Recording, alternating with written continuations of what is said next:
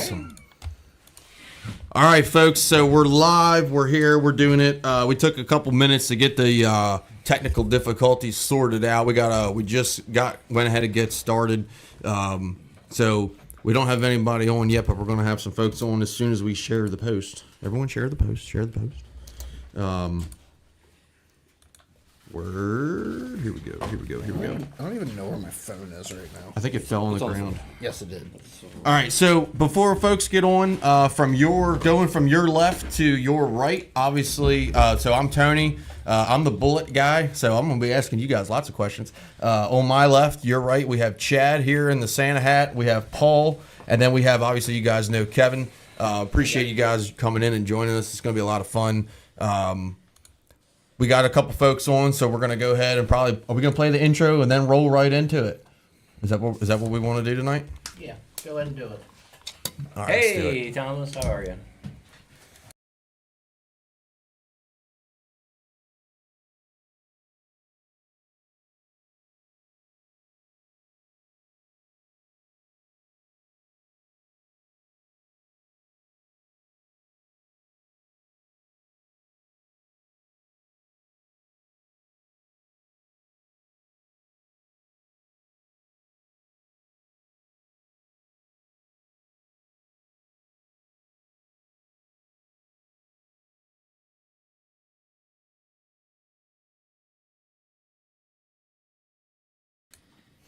What's going on, guys? It's Christmas special. We're here. Christmas. Bass and Beer Radio. We're joined by some real minds tonight. So we have the fellows from Propeller Dynamics on. Propeller Dynamics is a shop down in Virginia, and these guys are the go-to to get your boat set up.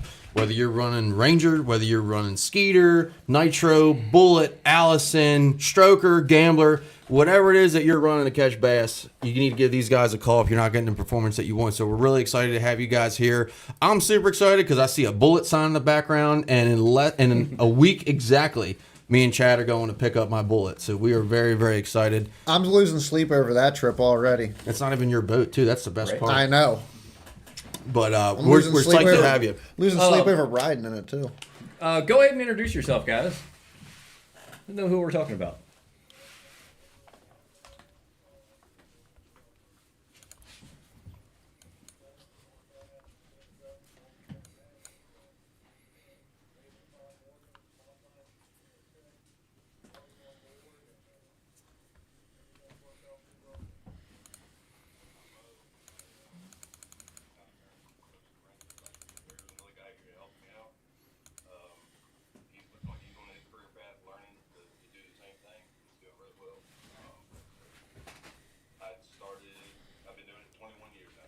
Wow. They can't hear them. I started in the saltwater world. I always wanted to play with the go fast stuff and everything. I was really lucky at the time when I found Robbie with his dream and everything to jump on board with him and go where we're going. So it's pretty cool. Did you hear me? Awesome, guys. Awesome. So, just touch base with you guys. We've hooked up with Propeller Dynamics. Propeller Dynamics. Bear with us for 1 second. We're having some technical difficulties. Just give us one. Oh, now Joe says now we can hear but low. So I think if you guys can still hear us, give us a thumbs up or let us know. We just want to make sure you guys can hear us and the fellas at Propeller Dynamics. It looks like we're good now. Joe says we can hear everything. Yeah, they're low and we're high, so that we need to adjust the Okay, yeah. volume. We'll play with it as we're going, but so you guys, we have a ton of experience in the room with Propeller Dynamics. So how did you guys get started? I mean, what brought you guys to say, hey, I want to start a business setting up bass boats? Actually, went to work for Lee Sanderson right out of high school. He was kind of the go fast guy at the time. Worked for him for about 10 years and then wound up buying out the prop shop repair side of it after about 10 years of working for him, and really haven't looked back since. And where I'm from, I was kind of a glutton for this. I'm from the northern neck of Virginia, so I was surrounded on three sides by water. Everybody you know, a friend, family member, your neighbor, whatever, somebody had a boat. And going through high school, I was looking to obviously get out of the books and get into turning wrenches or something. Books were not for me.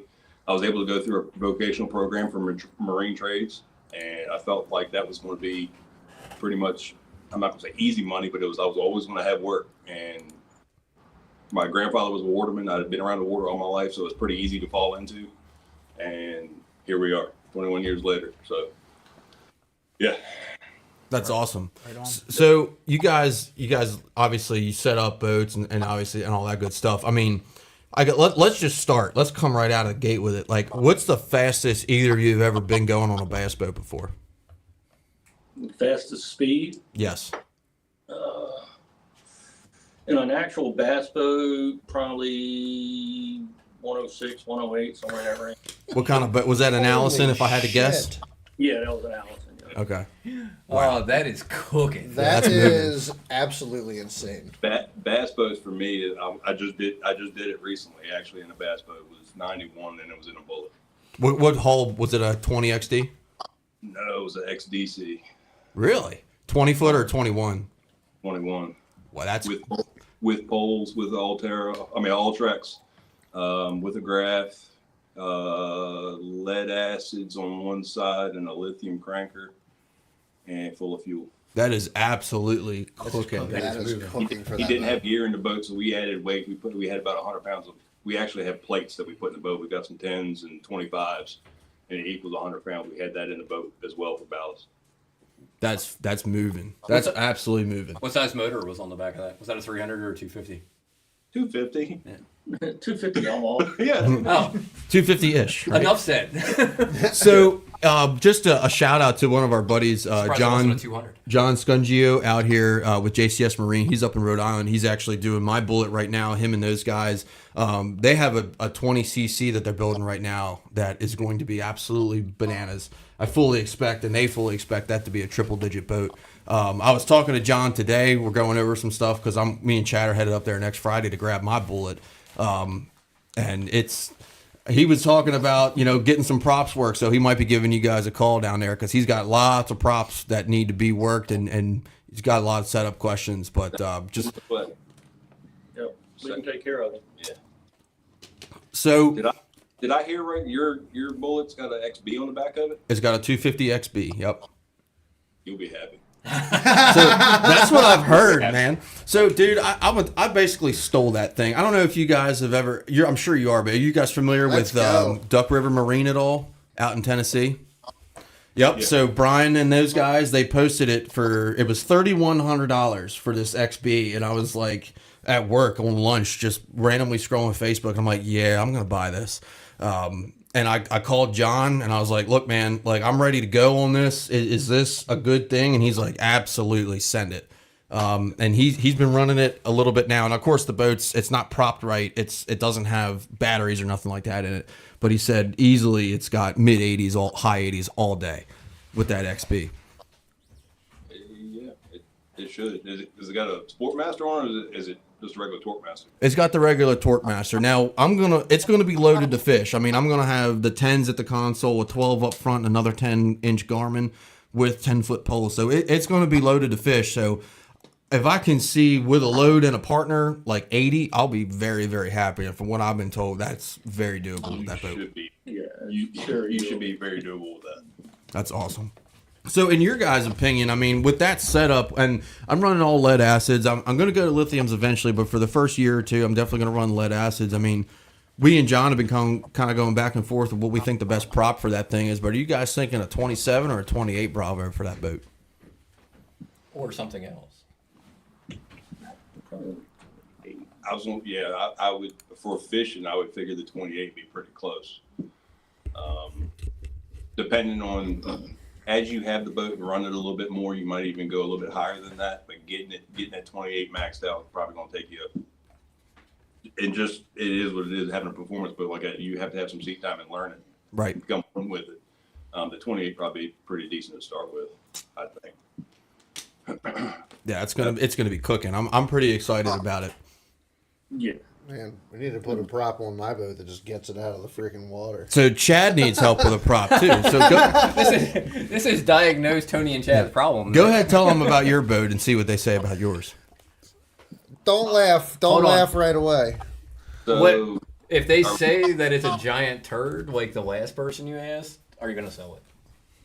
That's the point. That's the question. I don't even Or know. 198 It's a 198p. with a 150 Pro XS. 150 Pro XS. It's got a 6-inch Atlas, hydraulic jack plate on it, 8-foot power poles. I'm running all lead acids in it still. Doesn't have any bow lift at all. It's got an all Trex on the front. It's got 23 Tempest, 23 Tempest. 57, 58 mile an hour maybe. 48. 48. Yeah, something is not right. So have you looked underneath the boat yet? Have you got underneath the boat and see if it's got a hook in it? Funny story. Funny story. you Bring say this up. that. Because I bought one, and it was a 2021, and they covered it under warranty for a hook in it, and they sent me a brand new 2024, which is running 48. Which is faster than the other one. Which is faster than the other one, but still not right. So funny you say that because I just had one in here working on it, and I took it to the water to run it. It ended up being a completely separate situation than what you got going on. But that boat ran right at like 61 mile an hour with a 23 Tempest. I want to say he had a Fortrex. I don't remember what that boat had on it. I think it was a Fortrex. Didn't have anything crazy graph wise, but it was all lead acids. And that was like 61 mile an hour right at 6,000, 6,100. Is it a new Tempest or the Tempest you've owned for a while? It's the same Tempest that's been on the motor, but when I got the boat, the engine only had 15 hours on it, and the guy was running it in like small lakes. I don't think the prop really didn't have any It's dings not, or wear it's not on it. dinged up or worn out or No. anything. I mean, Yeah, I've we put see eyes a on it. lot. Somebody will tear one up, send it to a prop shop, they grind it down, put a spit polish on it, and it's only got 12 hours on the engine, so can't nothing be possibly wrong with my prop. Yeah. It's trash. I've heard that some of those Mercury props can be, those Tempests Yeah, can be, but they're not going to be that far off. right. You're a long ways from, like even as loaded as you are, I'd be 56 to 58 would be normal, like what I would expect. I'd be tickled to death if I could get 55 out of it. And I'll tell you, like he doesn't carry a lot of gear. Yeah, You know, he he's doesn't. pretty running light as pretty far as light. his gear. So It's not like he's got 30 rods in the box and loaded up with tackle. Pretty rigged. They might have freaking transition on. But yeah, do you have any transducers on the back of the boat hanging down closer to the drain plug, like closer to the keel, or are they spread out to the side? I want to say it's off to the side. Yeah, it's off to the side more. Okay, like perfect scenario would be 24 inches off center line, but any less than that, it will start affecting the bite of the prop. yeah. We can check that. How low? I watched the previous podcast. That's how I know Oh. a little bit about this. But Interesting. how low? You were questioning that you were wondering if the motor is not even low enough yet. Have you measured it yet to see what the proper pad is? With He it has all the way not. down? No, I have not. When I got the boat, they had set it up. The motor on the jack plate was sitting in the third hole. It was about centered on it, and I actually took and slammed it all the way down as low as it could go, and that got me like 5 miles an hour out of the boat. It performed better. I'm betting you're still too high because this last one did not have a jack plate. It was flat on the transom, and I want to say that was in the second hole flat on the transom. And with the Atlas, you're going to be a little bit higher. The motor's a little bit higher than what flat on the transom would be if it was on the transom itself. I could fully agree with that, and I can't get it to go any lower. Yeah. So, yeah. You would have to either drop the plate or drop. Yeah, that's the only way. You'd have to drop the plate on the transom, and I don't know if it's set up to do that. Now, the Atlas does have. What size Atlas did you say was it? 6? 6. Yeah, you can't move that one. What if he was to get holes re-drilled in that Atlas? Because that's something I can do. Yeah, I mean, you're not. I don't think you're going to be able to go very, very low though. Gotcha. I'd be curious to know what the proper pad was and get it down in that 4.25, 4.5 range. We can measure that. That's not a big deal. Yeah. And then even if you're remotely close to that, you should be all right. Like when you take off, does it blow out at all? Does it blow out in turns or anything? Or No. When I take off, it takes off real good. and it'll act like it's going to jump up on pad real nicely, and then once it gets up on the pad, it just has no bow lift. It has it zero just bow has lift. zero bow lift. I mean, it almost plows. It's kind of strange. It's either too high and doesn't have it. It's breaking water in front of the driver's console. Yeah. Yeah. But like I say, either the motor's too high or like I say, the prop cupping is wrong. So Do you know anybody else like Kevin? Do you have like a 24? Even if it's a little big, So the only other 24s, known prop on there. the only 24s that I still have is a trophy. I have a 23 that's a Yeah. little. Right. Yeah. The trophy wasn't a bad prop, dude. Like it was. I've seen them on 150s a lot. So Yeah, I was thinking the 24 trophy should lift that boat up, and if there was a bow lift issue, the trophy should. what carry that. RPM are you getting right now? That's You're only getting like. if I remember right, I think we were only getting like 5,800 out of 63 at wide open. Yeah. I mean, ideally, we'd like it at 6150, 6200 stretched out. You're right. Give you a little headroom, but you should still be able to turn that 24 to see if it has any more speed in it. You know what I mean? To see if that prop helps the boat at all. It's going to be a little tight, but We can throw that 24 on it. It's at Frank's house if you want to go grab it. Do that. I mean, I don't know how hard it would be to beat out the hub, but I have a beat up 24 raker that if you like it, you can have it. Miles has a spare 24 No. trophy. I would like to try Lou's. He's got a 24 Mercury Rev 4, but I think his is a 4-blade. Yeah, yeah, trophy's a that's 4-blade too. yeah. The Rev 4 and it's huge. You're not going to. That's all work. Not gonna work. I do have a 20. I mean, I have a 23 Tempest. It's not in the best shape, but Has it been worked? I can't remember. No, I have my 24 worked. Okay. It was off my So, world like, champion. Even if you have a 23 that hasn't been worked and is beat up a little bit, that would be better than having one that's possibly been worked. No, it hasn't been worked. It just and it's not beat up bad. I just scraped the edges on a boat ramp one day a little bit, and it was off my old boat, so I can't use it on my skeeter. So Come on down and see us. I got one sitting on the shelf right here. there you go, right there. My prop That's sitting the on that option. shelf over there. Probably is. I still haven't seen it. Oh, look at that. There we Nice. go. Nice and shiny. So, what would you guys say is the biggest mistake that people make in terms of setting up their boat? Like, and not necessarily a performance boat, but I mean, like somebody who It's a bass boat. who gets a bass boat and it's not running right. What's usually the bad thing that they're doing? It's usually two things. They think running the motor super hot is going to make them go fast, and then they think that putting a 30-pitch prop on is the way to go. So yeah. You mean I can't spin a 30 with a So that 150? easy, everybody would just run 30-pitch props and you'd all run 100. But, Yeah. so Yeah, they But, put yeah. rev limiters on motors for a reason. You know what I mean? That they want you to run the RPM way in the power band. And under propped is another big problem. It's probably the third in line that people not turning the RPMs they should. I can see that. Interesting. Yeah. That's good info.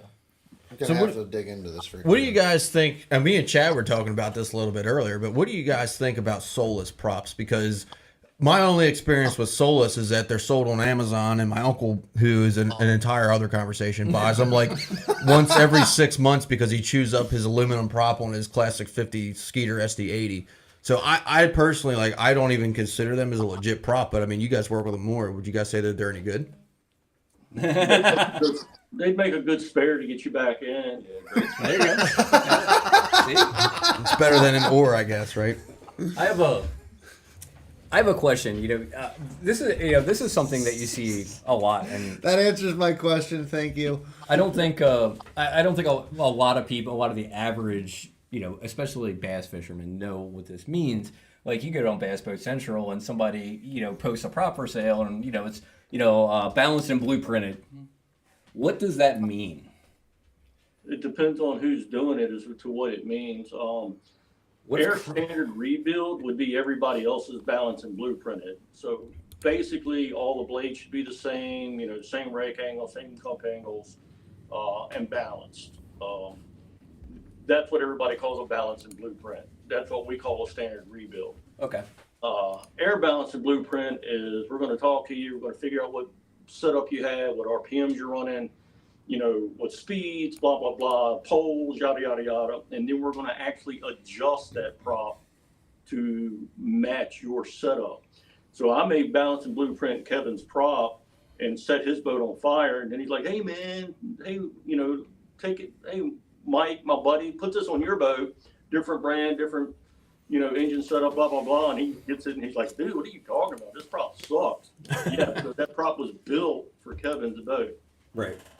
No, that makes sense. And that was more for the viewers. I know what that is, but because One other thing I talk to too Kevin that too much. I like that hat. I think It's Propeller Dynamics hat.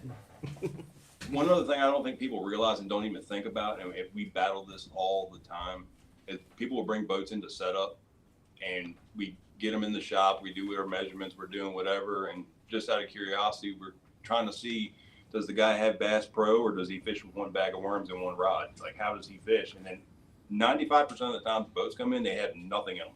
And I'm like, okay, so this guy fishes a tournament with no tackle at all. He fishes with no rods. He fishes, you know what I'm saying?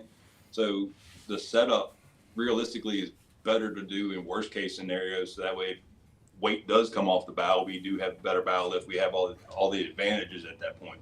Set it up in the worst case scenario or how you actually use the boat. They bring them to us all the time, and there's not enough weight in them. Or, oh yeah, I took 200 pounds of tackle out of it. I didn't want it to get wet. Well, I can't do anything about that. Or hey, I want you to set my boat up. Oh, by the way, it ain't got no gas in it. Yeah. Can you go ahead and fill that up for me? Right. Yeah. So with these go fast He got boats, no how gas in important is it to because I know my bullet's going to run different with a full tank versus a quarter tank. I mean, how do you adjust that difference when you're out there running? Basically, like I say, we're going to talk to you, figure out how you load your boat, what you carry, and then we're going to make recommendations on where to put the weight in the boat, how to load your boat. If you fish and draw tournaments and you get a big partner, you may have to shift some weight, something like that. Especially on the high performance boats like Bullets and Alice and stuff that really, are weight sensitive hulls. If you're running a skeeter or something where it's like, yeah, you got a slow boat and, don't worry about where you put the weight. Hey, I take offense to that. So do I. Now we'll just send it to you guys to flash it and she'll fly. Yeah. So I know I have a lot ahead of me in terms of learning how to set up a boat because I'm coming out of a 19-foot Ranger, a 518 VX, and it's like you just put the prop on it. Is it hitting the rev limiter good? I'm doing like maybe 60 down the lake, and I'm good with that. Because it's heavy. Never chine walks. No, it does not. It's now it takes you forever to get where you're going. But to go from that, which is just turn the key and go, to a bullet where you got to play with the setup and get it right, it's going to be a huge learning curve for me. One thing, the hardest thing, and the best thing I can tell you to do is it's hard to do when you're bass fishing, but you need to go drive the boat. Just get comfortable with the boat first. Don't even worry about fishing that day. You need to go spend some time behind the seat, go cruise some creeks and stuff, learn everything about the boat before you start driving it and depending on it in tournaments and stuff like that, because they can, just as fast as they run, things can happen just as quick. Right. The unforeseens are, big deal. So getting comfortable with it and getting behind the wheel and knowing what to do or having a better understanding of what to do in a bad situation is really going to help you. Yeah, that's one thing I'm very curious to learn about because there's kind of a mixed consensus out there when it comes with the bigger bullets, the 2110s on the rough water ride. The Ranger, for what it was, 19-foot boat, it did okay in the rough water. You got wet, you got beat up a little bit, but it always got you back, and it was, for the most part, pretty comfortable. Except for that ride back from that was fun. Muddy Creek that one day. Yeah, right. 3.5 footers going wide open until he trimmed all the way out. Right. Because we had 2 minutes to get the weight in with fish. So what's your guys' opinion on the lighter boats like the Bullets, like when the big ones? What's their rough water ride? What can I expect with that? They ride great. Trim angle is going to be your friend in rough water with that long boat. You can gap the waves a lot better. Just you got to use some common sense. Sometimes you're running a little faster, getting up on top will smooth things out, and sometimes you got to slow down and gap them. It's just something you're going to play with and learn your boat and water conditions. But no, they ride great. Sold one the other day, and that was one of the guys' big concerns with rough water ride, and believe it or not, staying on plane at lower RPMs coming in and out of creeks, and it did a phenomenal job. And his boat should be here probably about mid-January. So. Did he buy an XST or a XRS? Yeah. Yeah, those things, man. Those things look super, super nice. So, what's the difference between the XST and the XRS? Because it's the same. The floor plans or the top cap's the same, right? It's a different hull design. No, it's pretty much the same hull design. The top cap's a lot different. So, Oh, okay. Yeah, a lot different actually. So, are you familiar with how like Falcons and all that, how their rods open up the gull Yes. itself? Okay, so that's Yep. that's a feature. You can get it either way on the XST. The front deck up around the trolling motor is a lot wider. I mean, probably what did he say, 8 inches? If they extended where the V in the front closed up behind the trolling motor foot tray, they actually pushed that out a little bit, and it's also wider. Okay. There is no more need for like an amp wedge or anything like that for the trolling motor up there, or where the trolling motor mounts is actually perfectly flat. They made it, the front switch panel can actually have a gimbal bracket for a graph bolted to it now. They actually extended the deck, which took up some cockpit space, which the XRS had way too much cockpit space, so that worked out well. Yeah. You sit more upright now in the XST than you did in the XRS or the SDC or anything like that. The seat, like your butt is higher off the pad. If that makes sense. Yeah. You're still down in it. You're still in a bullet, but you're a little bit more elevated. The console was a lot bigger. Like you can get a 16 behind that console, no problem. I mean, as far as a bullet goes, it looks big when you look at it. It still looks fast, but it's big. It's a big boat. What's it run compared to like the SDCs and the XRSs? We haven't had one out to play with just yet. We're going to have the one coming in to play with, and then I'm pretty sure somebody else is getting ready to get one. But what we've been told and what we've heard, the XST with the 250 Pro XS is right around 80, 81 fishing boat. Wow. Nice. So it's still moving. I mean, for a big boat loaded like that, it's still That's the moving. 250 Pro XS. I mean, so we have the 250R, and then we also have the 300R, and the 300 XS really isn't in the conversation for me. So that's a waste of a motor, in my opinion. But What does it mean when you say 80 miles an hour fishing? Loaded down with gear? gear, fuel, live wells. That is that's like you're blasting off tournament morning without your partner waiting in the boat. Yep. Now, what? Full of fuel, all your ice in the cooler, all your tackle, ready to go fishing. A solo, like you're fishing a solo tournament, and you're gonna be out there 8 hours. That's tournament load. Tournament load. What speed differences do you notice in most boats between a tournament load and being empty? Is it significant? It can be. Yeah. We've seen up to like a 10-mile-an-hour difference on Wow. falls. Yeah. I think And it's a that's what hull-based thing. Yeah. And Personally. that's why we try to tell people, bring us your boat like you're going to fish it. Yeah.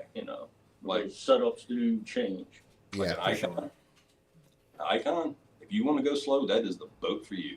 Right.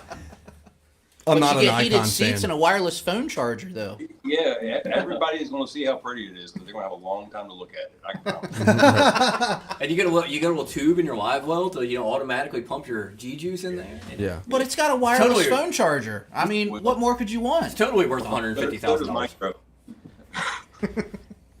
Yeah, it's- so does a nitro. I get so. Here's a question.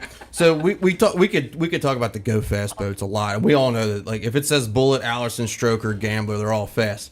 What would be the fastest haul from Ranger, Skeeter, or Phoenix? Phoenix. Right now, yeah. Would that be the 920 or would that be the 721. really the 721's faster than the 20? I need to answer that. What about ballistic boats? We've seen a handful of them. just not enough of them out there to act on an honest opinion on them. Yeah, it's one running around here locally that Two now. he really needs us to set it up, because the numbers he's telling me is, I took his prop and put it on my Falcon and run faster than his ballistics ever run. So With two people in it. So Yeah, it should.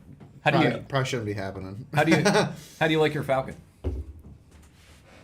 I mean, I'll sell them. I mean, no, I was interested in a Falcon before I bought my Skeeter. I almost bought a Falcon. My biggest question, and I've never gotten anybody to answer this, is how do you like those rod lockers? Like, is it a good thing? Is it a bad thing? Like, nobody would give me an honest answer when I was asking about them. yeah, I mean, Like I got 15 to 20 rods on the deck. I mean, rod lockers have both been the same way since, bass boats originated. So it is a little different, but it does work well. it's does. nice. How they work? They open long They ways. open like this instead of like this. I will say that when I was there getting my flash done back in November, I was blown away at the size of the front deck Oh, they're on giant. that thing. I They're was literally blown away. Yeah, I was curious because like I'm one of those people that's by the end of the day I got 20 rods on my front deck. Yeah. So Well, that's the thing. Do you take all your rods out when you get home, or does everything stay in your boat? everything stays in. All right, because like if you're at a hotel or whatever, and you want to do tackle, or you're in your garage and you want to pull everything out of the boat, that's the nice thing about the outside compartments. You can open those compartments. You do not have to get in the boat to get to them. You can open them up. All the rods stay up on top of them. You can access everything from in the cockpit. It's pretty nice. I was just curious about that. Like I said, I asked a few people who owned them and never could get a straight answer on them. Yeah, Sunday, after, we're going to hunt Saturday, and then we're going to do a little speed testing Sunday with the Falcon. So we're going to try to put up a new number for us. What's What's your current number? 85.7 Wow. That's moving. Which model do you have? F20. F20. The Predator, Right. right?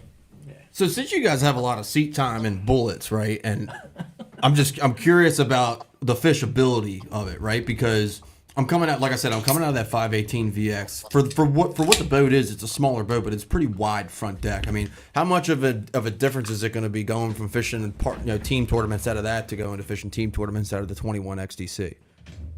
Tell them to keep their ass in the back of the boat. No.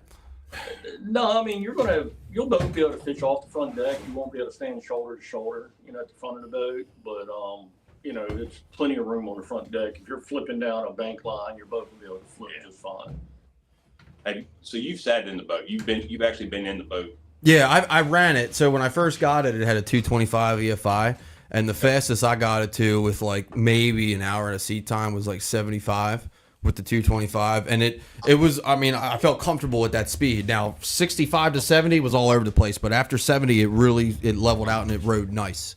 Yeah. But I've never fished out of it. I only had it, and then I had it for a couple weeks, and it went up to JCS. Okay. Yeah, I mean, you're not going to be, both of y'all aren't going to be up there crankbaiting. I'll say that. But if you're able to fish down a bank line or something like that, or get the side of the boat even a little bit angled to it, you'll be fine. Like finesse fishing or anything like that, the only thing you're not going to be able to do is stand both fish off the bow. Is going to be about the only thing you got there. Right. Now, the thing is, my partner and I, we both fish out of, we either fish out of my boat, which is the 518, or my buddy has a 18-foot Strata. So I'm used to, like, that tight aspect. So I think going from a 19 or potentially an 18 to a 20, 21, or almost 22-foot boat is going to be a nice difference. Right. Yeah, I think you'll be fine with it. You'll have plenty of room. Now, what do you guys do with the storage on those boats? I bought like the Amped Marine center rod locker storage thing, but that rod locker goes way up there. I mean, do you guys have any good recommendations for tackle storage and stuff like that? So that compartment is going to run literally all the way to the bow of the boat. It runs all the way to the front, and then it comes around and comes back to the side compartments. There's no dead end up there. So in that boat, especially getting back to balance and everything, tackle storage is going to be as much weight as you want to keep as much bulk as you can back rearward, whether that's back in the front compartments or behind you in those compartments in the saddles, whatever. And I would try to keep as much weight centered up as you could or left, depending on how heavy your partner is. You want to keep that boat as flat as possible. Cool. So for drivability and everything, I mean, it's what you want. Right. I want to say AMP does make a pretty good tackle storage. It takes like 3,700 boxes. Yes. Yep. And it's got the first row is the boxes, and then, or the row furthest forward, you got all the boxes. And then there's another storage section that's just ahead of it that's got like little squares for you to put the soft plastics and stuff like that. Right. And soft plastics add up quick on weight. Yeah. Real quick. Soft plastics need to be back, and your balsa wood crankbaits need to be forward. Yeah. I mean, it all matters. I got a lot of UMA balsa wood crankbaits. I can say that I have like running like speed bags. Like one of my speed bags weighs about as much as probably 3 of my 3,700 boxes. Wow. I keep all of my plastics in the back that I don't use regularly. Yeah, I keep them all in the back that's compartments. a fantastic idea. All my Yeah, plastics. I just got to play with it because, like, in the Ranger, I have 2 full rows of 3,700 boxes, and there's no way I'm going to get 2 full rows, which is fine because I only use any given day. I'm using 3 boxes all day. I don't load my boat to the brim with stuff either. That's the guy. Yeah. You're not a performance guy. Yeah. Anybody Yeah. carries that much tackle in a performance guy. Right. Yeah, I don't load mine to the brim. I usually just take what I know I'm going to need. Yeah, and that's the way I am. I rotate my tackle out per day, per tournament, whatever I'm fishing for. You know, I got a oh my god box that's got a little bit of everything in it, and then the stuff that I know I'm going to use that day. The rest of it stays in the garage. I'm the same way. You can grab his tackle like this and walk through the truck and put it in the back seat. It's just that's it right there. I am way too lazy to do that. Everything stays in my boat. I want everything just to be there. Like all I got to do is go out, hook up the boat, and whatever I run into, I'm good. Yeah, and a lot of guys are like that, and that's fine. You know, I have no problem with it. But that's my old God box. You know, you open it up and you're like, what is all that mess? But that's, you know, my whopper plopper or buzzbait or, you know, stuff that I don't plan on using that day, but if I need it, it's there. I might not have the exact color I want, but, you know, I've got something I can use in that situation. I can usually fish the entire weekend out of my day box on my scooter. That's usually how I stay set up. I throw a glide bait every day, all the time. Yeah, there's your performance And guy because he I carries don't- like I don't 6 even- He carries like 4 swim baits that And that's cost, it, that like, he's total like good. $6,000 combined. Yeah, but they still weigh as much as your big soft plastic Yeah. boxes. Yeah, they also cost as much as my boat. Yeah, right. Yeah, So, well, you know what? I have something to sell when I need to get a prop from Propeller Dynamics. There you go. There you go. So you guys want to talk a little bit about the NISPro stuff that you guys are doing? I think it's pretty interesting. Oh, you guys are working with NISPro. Yeah. That's cool as hell. I actually had the time back in November to go to them and have mine flashed, and I learned a lot from these 2 guys. I mean, the knowledge that these 2 guys had was really mind blowing, and the fact that they could look at my prop that I had on there and tell me, literally almost down to the T, what it was going to run when I got back to the lake was really where they won my trust. And did it? It did. Robbie looked at it and he said, "I don't think you want me to tell you what I think of that prop because it's kind of a piece of crap."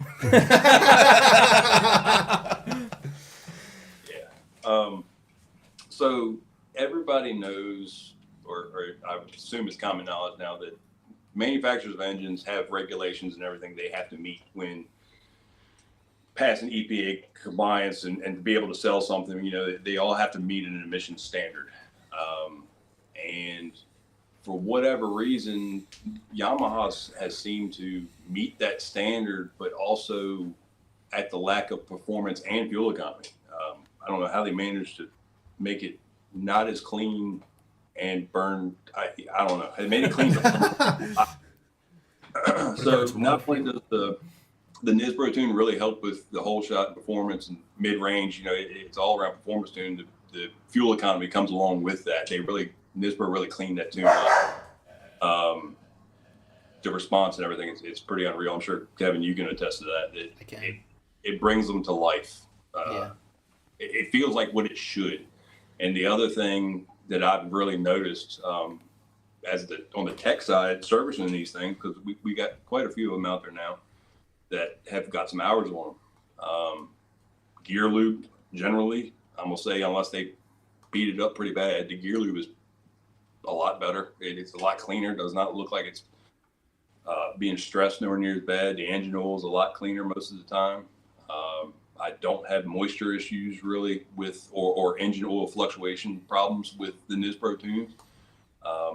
And I think a lot of that has to do with fuel dilution in the oil. The motors are they're working hard, but they're not struggling across the board. They're just doing what they want to do, and everything happens. I honestly think the motors that are tuned, especially the V engines, they're going to. I feel like the longevity is going to be there for them. I really do believe that. It's weird to say, oh, I'm getting more horsepower and everything, and the motor's going to be better off. But they just act a lot better when they're tuned. Now, do you think we're ever going to see something like that with Mercury? Like, is Mercury going to come out with a flashing system or something like that? Mercury sucks. I heard they got that stuff locked down. Yeah, Like they don't let anybody crack that open. There's a Mercury on my boat, and I would never put one on there ever again. Unless it's an XB. I've never had a problem with it. I've turned the key for it every time, and it starts. Starts right up. But you're down. so limited if you ever want to do anything with it. Yeah. I was just at class this past week. I just got back 2 nights ago, 2 nights ago. Flew in from Dallas. I was down there for a race outboard class actually, and that got brought up because I was down there learning about the 500 and seeing all that, and the tunes and stuff came up. And there are people tuning, but it's short-lived. They will be Toast. They will either be shut down or the lawsuits are going to get them one way or the other. From Mercury? Or the customer. Wow. So talking about speed, do you think that the 4-stroke, and we'll just stay with Mercury for a second, but do you think that's How do people get caught with a tuned Merc? Like it blows up and they try to take it back to the factory and they're like, well, you Social media. Well, that People go bragging. Like Mercury, I'm gonna say that, and this is not derogatory in any way, shape, or form to Yamaha. I'm a Mercury guy through and through, but Yamaha has begun to really impress me. But what I will say, and I did not realize this up until recently, the Mercury PCMs have 5 levels of encryption in them, and yeah. Okay. All right. They can't. It's a hard time to get cracked, and they're apparently the 4th or 5th level of encryption is a write of everything that's ever happened to that PCM, all run data, all flashes. Every time I hook the computer to it, every time somebody else tries to hook the computer to it, it sees all of that and records all of it internally, and that's why those PCMs are $9,000. wow. Okay, that's crazy. So They do so not the rest want. of the- They really don't want you tinkering with them things. So if the PCM is $9,000 and the lower unit is like 9, that's like 18. So the rest of the motor only costs like $7,000. Yeah, I was rounding down. So that's $20,000 right there, and you can buy the new 200R for a little bit less than $21,000. So Right, like a 250, like a 250 Pro XS is what, like 25, 26? All said and done, yeah. Yeah, installed. Wow. So, I know, Morgan, you have a drag racing background and history. I actually saw this week that an old drag race buddy of mine down in Florida put a Motec standalone engine management system on his 500R and has seen some really impressive numbers. I thought you might get a kick out of hearing that. Murphy doesn't care about that at that point in time. Because it's not their What ECM. I was going to say, the biggest thing that nobody understands, it's not so much Mercury saying, no, you can't tune our engines. It's Mercury saying, no, we don't want you messing with our calibrations and getting us in trouble with the EPA and us getting fined millions and millions of dollars for calibration. Right. So That makes sense, the V12 alone, when they had to send that engine off and have that tested through the EPA, just getting that one engine alone passed was about $20 million Wait. worth of testing. Did That you say cost Mercury to bring that motor to market. Did you say V12? That's like the 600. Yeah. Here's an ignorant question here, but more often than not, doesn't a good tune make a motor run more efficiently? Yeah, and that's what the Nisbro's doing. I mean, it So why is that failing EPA standards? Is the question. It seems silly to me. if Billy Bob out there in his garage starts tuning on Mercs, and for whatever reason, going back to talking to Kevin, old drag racing, throw more fuel at it, throw more time at it. It's got to make more power. Right. Okay, so they start throwing more fuel at it. That's diesel. That's diesel truck brain power. Right. Well, yeah. Till it runs away. But then that something happens with that engine, or it's involved in an accident, something happens, somebody has an unfortunate event and passes away, what have you, the EPA starts getting involved in that. If there's any trace or data that runs back to Mercury, Mercury is liable for that. They brought that calibration and everything to market, and Mercury was tested. So my question, and Understand. this is more of a legality question that you may not know the answer to, is Mercury can't stop you from working on your own engine. Nope. And in there, Mercury's not going to, how is Mercury going to get in trouble because Billy Bob was tuning that engine? It's if Billy Bob is smart enough. The unknown is the problem. So if Billy Bob's smart enough to not leave any fingerprints behind, and all the changes are done under Mercury's fingerprints, Right. Gotcha. Right. Gotcha. Okay. Yeah.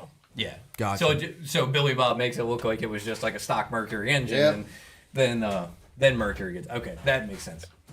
So talking about going fast, I mean, if I guess we'll stay on Mercury here, but what do you think is faster, the older, the golden era, the 2-strokes, the Pro Maxes and 300X, or the newer 4-strokes?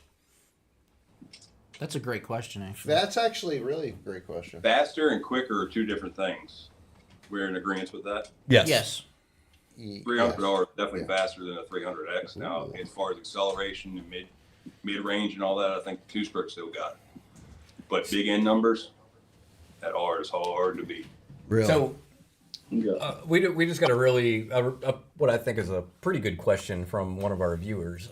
Do you consider the engines that Yamaha and Mercury are putting out now the best, or was there a time period where they just had the best motors for reliability, speed, perform, all around? Are the 4-strokes that they're making now better, or the was golden there era 2-strokes, were they better? Yeah. Were That's a good those question. were those late 90s, early 2000s Yeah, motors that we hear the about? Mercury 2.5 was bulletproof. It was the Mercury 2.5 was probably the most reliable engine overall. That one sounds like an F1 car. One engine, the new 4-strokes are, in my opinion, a lot more durable. Which is crazy with more moving parts and higher RPMs, but yeah. Fuel has a lot to do with that as well. The 2.5 does not especially today with everybody being on the go and buying fuel here, buying fuel there, fuel sitting, move around, whatever. Ethanol is a lot harder on the 2-strokes than it is on the 4-strokes. Okay. So comparing apples to apples in their day and in their day, the 2.5 is hard to beat in its day. The 4-stroke is hard to beat now in its day. So they've definitely made improvements, and we are getting the best of the best now, Yeah. despite the EPA regulations. So you guys don't like the Evinrude Fick then? Is that what I'm hearing? It's a great motor. What are you talking about? Yeah, it was really good if you like blowing shit up. I feel like your boat catching on fire. So the new generations of Mercury and Yamaha are better than the older generations of the Mercury and Yamaha. I don't see any drastic steps back. I mean, they don't sound as good. They don't, that kind of, the color schemes can be a little iffy comparatively speaking. Old Pro Max. Who doesn't like old Pro Max? Right. So, oh, hell yeah. So nothing has failed that I would say. They have some bumps in the road, obviously, but you got to look at how many people have boats now compared to back in the 70s and 80s. Now, what about the Mercury's coming off the back of the boat, though? We hear a lot of stories about that, particularly with pros. Wes Logan was a really big one. Actually, I had a friend of ours that Yeah. happened to. Oh, Skeeter, Oh, it was? Yeah, that was okay. No, we had a friend of ours that happened to on the Potomac, and I mean his whole motor came off the back of his boat. Now, granted, he hit something, but Right. The argument is that the lower unit should have come off, not the motor. I mean, when you hit, I've never. I mean, he's driving a nitro; it's not going that fast, right? So, Yeah. Well, that probably means his engine bolts were loose and it's been slapping around foot on stuff a lot. Yeah.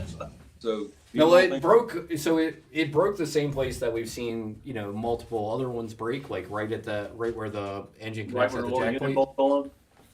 No, where the engine bolts to the jack plate.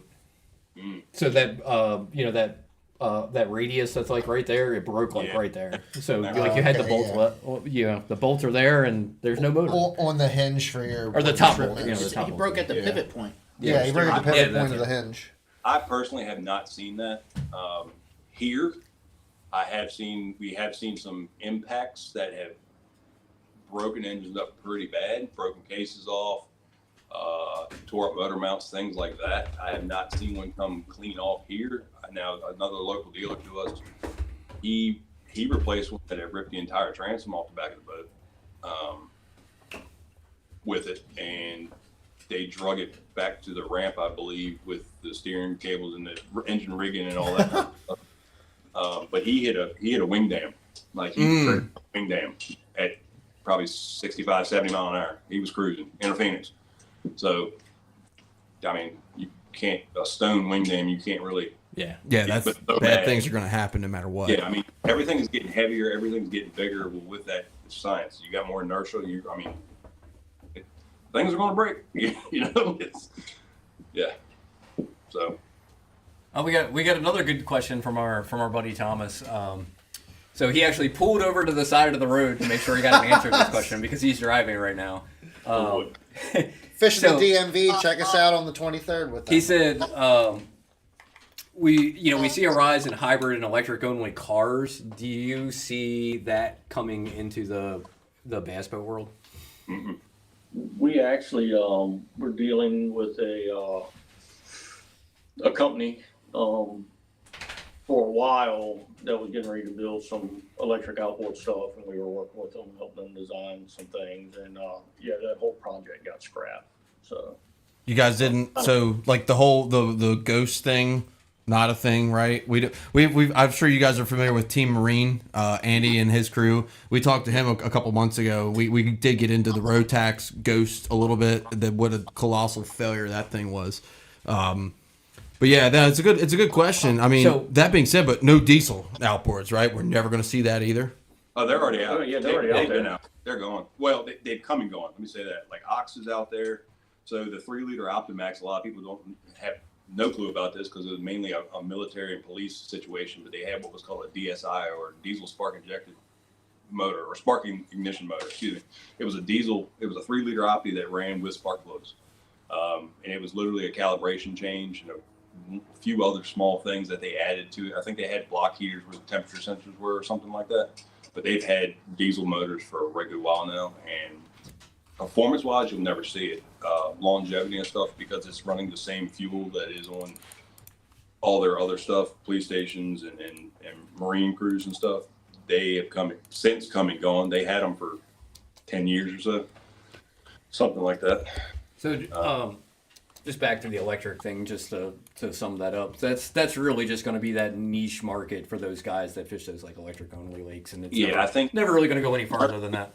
Mercury's got it figured out with the portable stuff. You know, the small, Yep. yeah, or whatever it is, the small motors. I think that's about as far as you're going to see it go, just for the simple fact of when boats get bigger, horsepowers get bigger, battery consumption is going to get bigger. We would have to go a long way in battery technology. Oh yeah. To have any runtime. Yeah, I know. One of the guys that fishes our Thursday nighters, we have some electric only lakes up here. That he fishes tournaments there. And what motor did Vince put in his? He has a Pure, I think. The pure watercraft motor. And like he said, like it's cool, like because I can run 35 miles an hour now, but I can only do it for about 35 minutes. Yeah. So I fished with Craig Gordon a couple weeks ago on his Express with the Pure, and it is pretty cool. It's pretty cool to see and experience. It's super neat. And the battery, the one thing I will say about Pure, and Pure's having some financial things going on right now, but like the cool thing about Pure is the battery setup is super convenient. Like you put them in the back of the boat, and when you switch from one battery, you unplug it and you plug into the next one. It takes 10 seconds. Those batteries I like because it's one unit. You stick it in, you're good to go. Whereas with the older, like the Torpedoes and the Rays, you got to have like twin 6-volt batteries. They're cool, but they're like $15,000 a piece. Well, you can't buy them right now either, so that kind of sucks. I know Vince told me with his battery setup was as much as the motor, which is that's insane. I mean, he has like a $30,000 outboard motor, electric outboard motor setup. For me to go to that level of financial investment for electric, you better be fishing the best lake in America, like every day, to spend that much money on electric stuff. Where Just to fish Loch Raven and Pretty Boy. yeah, to me personally, it's not worth it. But I know there's some good electric lakes down there, like Swift Creek Reservoir. Fish that was fun. Some big fish in there too. Really quick, we had Mike join. He said, I hope he didn't miss the outboard setup for the Ranger aluminum boat. The setup is posted for sale on Facebook. That's Right. the setup. Essentially, that is the setup, yeah. Just sell it. Basically, just sell it, slam that motor down as low as you possibly can. It's probably, our motors are probably all 4 1/4 to 4 1/2 below pad. You said. Yeah, that's where I would think and start from there. Just see if you can even get there. You might be there. If you're there already, something else is going on. And make sure your transducers are 24 inches off center. Yeah, get them. I mean, even for testing, just take them off and lay them up in those splash wells. Right, yeah, great idea. Any more disturbance. Oh, we know that's not the issue because that happened that one day. Yes, it did. His transducer ripped off one day, and we actually had to like put it in the splash well. We were just like running down the water one day, and I turned around and my transducer's just laying in the back of my boat, and I was like, "There's my transducer." It must have.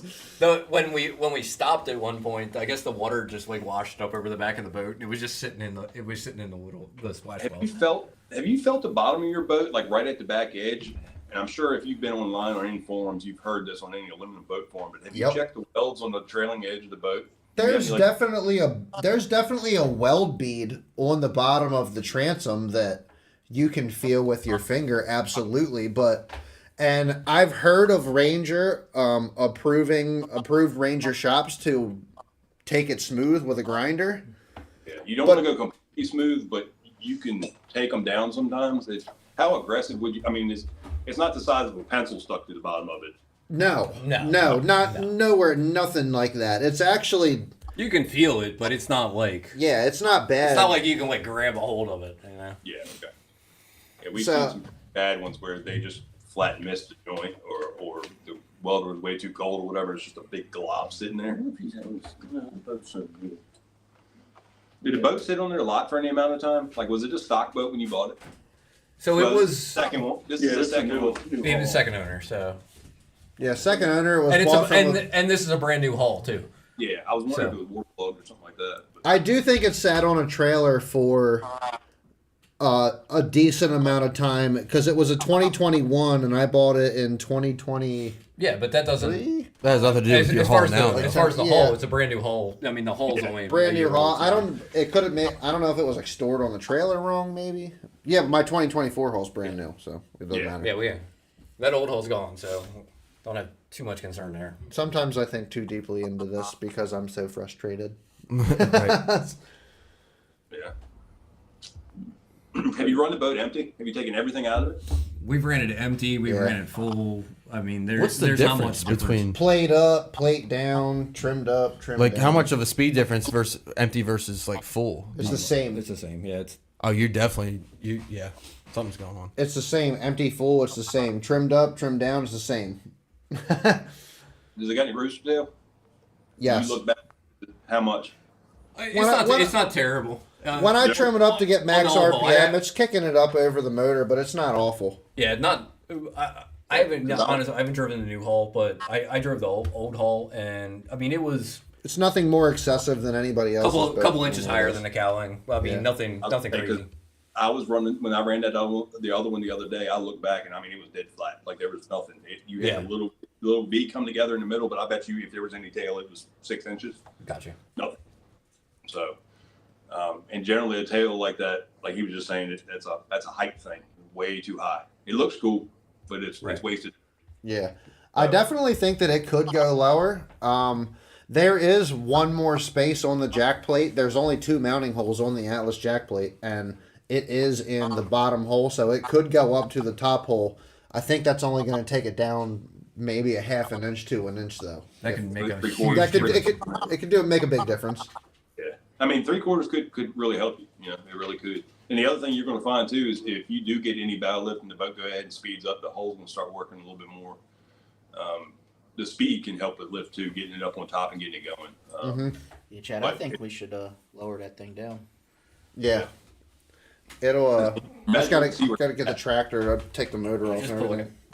I think we just put like a fucking 200 Yamaha on it. I say we just put a Yamaha on it and fix the call it oil a day. problems. Right? Let's find a 250 XB and slap it on there. Can we make a one? We can put some 150 stickers on there and be alright. Yeah. I just put a Yamaha on it and call it a day. I'm just gonna take them off and put Yamaha Ranger does sucks have on it. 150. Yes. They have What was a that? 150 show, and then Nizpro has a tune for that. Just so you know. There you go. Yeah, just There you just go. throwing it up. There it is. Sold. What's Perfect his, for the sold. 150 show, bro. So what There is- you go. What is the Nizpro tune on the 150? 231. That's cooking. If I had known that, I'd have repowered my Champion. That's Holy cooking. shit. That's cooking. I could not So- imagine. Somebody tag Greg Could you Hall. imagine my boat flat? Well, my boat sucks ass, but could you imagine somebody's Ranger that's freaking running correctly with a 250 on the back what I'm of saying. it? My Champion 187 with 231 horsepower. I can get down with that. There's 80-mile-an-hour Rangers around here. Oh yeah, Fiberglass Rangers. not aluminum ones. A freaking aluminum Ranger would one freaking fall apart going across the water 8 miles an hour. I think just about the only boat on the market, aluminum, that's going to handle maybe speeds like that might be Gator Tracks, and we're talking maybe. Express. The Express. X21 runs. You That's think a runner. the Express is a solid haul? So there's a story with Express. We were a dealer for Express for a little while. Pretty boats. Yeah, Great the boats are great. The boats are fantastic. Pretty boats, yes, Yeah, absolutely. no problems with the boat. Trailer falls apart though. Yeah. I've Yeah. seen it. Seen it happen. Yeah. Like But fall apart. Like on the the road. X19 were running 82. So it, You said X19 at 82? 82 And that's flashed, right? That's with a 200. Yeah, I'm assuming that's a flash. 200 flag. We set one up right around 80, and then we just had another customer come in the other day that he had his done somewhere else, and he's bringing it back for us to set up, and it's already running 82. That is insane. John, bass cats are not at the top up here for fishing and speed. I'm just throwing that out. Yeah, it's bullet. No. We got enough. Dude, your dog. Get We the have enough dog under bullet. control. We have enough bullets, gamblers. We got a couple of strokers around that. There's an Allison or two. A couple of Allisons. Yeah, the bass cat's not that fast. So does Stroker still make a boat? No. I I don't think there's been one made in a while. Yeah. Because the I don't think- company's like not out of business, Are but they're they- not in business. It's like a weird thing So with what? them. Yeah. What's the story behind? Are they just like straight like custom boats, or because you don't see like I've only know of one in this area. They were All made. around- They were I mean, specifically even- made to order, from what I understand. even traveling or as much as I have like around the country, like I've only ever seen a handful of them. They, as far as I know, they were always made at his house or in his shop, Yeah, in big Chuck's shop shop, at his house. Yeah. and they were never produced anywhere other than that. And then So just like one at a time. yeah, Oh, yeah. Oh, that's pretty yeah, cool. they were very small. Yeah. And there's been some boats in the past 5 or 6 years. I think it's been one boat that they've been working on trying to do some different things with, but I don't think his health is exactly the best right now. He's getting up there in age and everything else too. Sure. So it's the performance boats are not what it used to be years ago. I mean, with everything, the way the world has gotten, the economy, everything, it's just the boat market is not as on fire for the performance stuff as it used to be. You still have the diehard guys; that's all they're going to do. But But you really Well, only and have- and you only have- everything's geared to fishing now too. And Like you really, as far as performance bass boats go, you really only have two now, right? it's Bullet and Allison. Bullet for and the most Allison? part. I mean, Ballistic maybe. I thought Charger Yeah. was a performance boat. No. I think he Sorry, may Charter's is a boat. champion. I don't know if he's got a real share on the market yet. I mean, he's kind of a low production guy too, which Bullet and Allison are very low production, but they've been that for years and years and years. And him trying to get into that game, he's going to have some market share just because he's new. But whether give him 10, 15 years and let's see where he's at then. Who's this we're talking about? Ballistic? Ballistic. Yeah. I've seen one or two of them in person, and they look, the craftsmanship of them is not bad. I mean, I'm one that picks that. I'm one to pick that kind of stuff apart. I can tell you that two of the shops that we've talked to on the show, both of them have said that ballistics are the best built boats they've ever seen. Right. And I've seen one in person here, and it was, but the guy fishes out of it. He fishes out of it pretty regularly. And it showed some wear, but as far as it falling apart or anything like that, I can't say anything bad about that. That's not, Yeah, just solid, right? Yeah. Now, what do you guys think of the whole Gambler debacle? I mean, did you guys see that coming, or what was the deal with that? I didn't see it coming, but I feel sorry for all the people that put deposits down and lost that amount of money. I was almost one of those people. I was a lot closer than I'm willing to admit on putting a deposit down on a One gambler. of those gamblers. Yeah, and I'm very happy I didn't. Extremely happy after watching everything. All those people that put deposits down, and two boats made it out. In like one 4 of them years. Didn't make it out complete because they had to finish them themselves. And one of them is up for sale right now. The one in West Virginia is for sale. Yeah. Yep. Yeah, I think only two of them made it. Like 2 people got boats, and I know one guy was working with a guy in Florida to finish it because it wasn't complete when he went there and got his boat. Do you guys think it's the price that has a lot to do with it, or is it a lot of different things? It's a lot of, I mean, price is a big thing for everybody right now, obviously. But talking gambler specific, that whole debacle has been going on for what, 10, 15 years? Wow. So the more this goes on, the more of a sour taste everybody's gonna have in their mouth towards it. So everybody's kind of like, I don't know. And if they finally had a little bit of a glimpse of hope there, people started putting money down, big deposits down, and all that got lost and gone. So now what's that going to do to them as far as the name? I mean, it's because They have a strong following. A lot of the people that have them, I they've wanted had one 4 forever. or 5 of them over the yeah, years. they're just like Harley guys. They're just like Allison Bullet guys. They're gambler guys, and that's what they're going to be. And I respect that. I mean, I would even say they are Harley guys. yeah. I mean, Everybody I know that has a gambler has owned at least one Harley in their life. I got my street glide next to my Harley. I got my street glide next to my 2200. Right. Everybody I've seen driving a gambler looks like they drive a Harley on the weekend. But to be fair, I mean, like the boat itself is so unique in that the design, the swept back, it's a fast boat with a big front deck and good storage. I mean, they're beautiful boats. it fills that niche they're very of unique it does a little bit of everything. It's not the fastest, it's not the best It fishing, is, but it's the Lamborghini bass boat. it does everything. What other bass boats are you seeing that come factory with trim tabs? Right. It's a niche boat. I mean, and I'm sorry. I'm very sad that they went under because I always wanted one, could never find one, and then ended up in the Bullet. And now that one thing after another with that. But like, I like what Gambler is. It's just, I think they would have been better off staying with AMC and keeping, making a Sterling 10 or 15 of them a year. It'd just been better off. yeah. So whatever happened with Sterling? Did that just go under? Well, they bought it back from AM. So American Marine Corporation bought the molds when Gambler went under in like 2012 or whatever, and they were making to order boats, I think 10 to 20 a year, and then Scotty G bought them back in 2020, at the height of COVID, which is like already super weird. They made a couple boats, and then as soon as it looked like it was going, it was started done. a couple boats. Well, their test boat was done. They produced a few. Yeah, they had one on. That's boat. Yeah. And then the green one, the green and orange thing, they called it Dirty Money. And that I've heard, I don't know this to be true, but I've heard that boat's going back. Had to go to other people for repairs already for glass work. Yeah. That's crazy.